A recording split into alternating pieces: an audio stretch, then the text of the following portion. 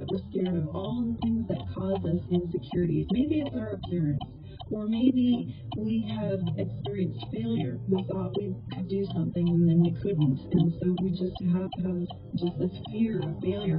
Or maybe we've lived our whole lives hearing the message, you can't do this, you're no one, you're no good.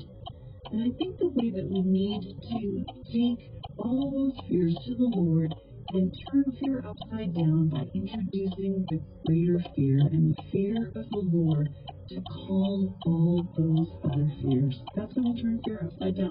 We'll start putting those fears down where they belong and putting the fear of the Lord up where it belongs.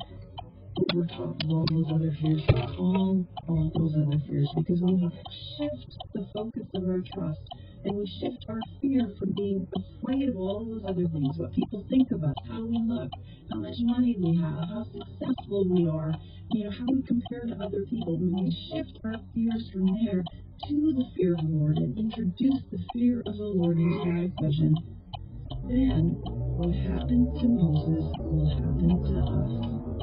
We'll see fear turned up on its head, and we will see our confidence grow stronger and stronger. But not confidence in self, confidence in the Lord, which is the only confidence that is a strong confidence that will not let us down.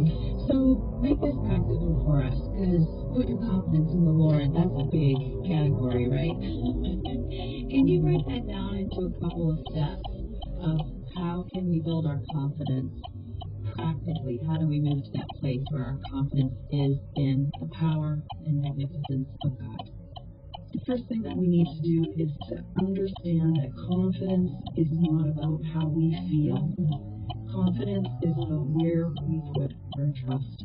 And that's a very important point, because we tend to base sort of our meter of how confident we are in terms of how confident we feel. And I think that the world tempts us to do that because it wants us to chase that feeling and chase that feeling of confidence by putting our confidence in the wrong place.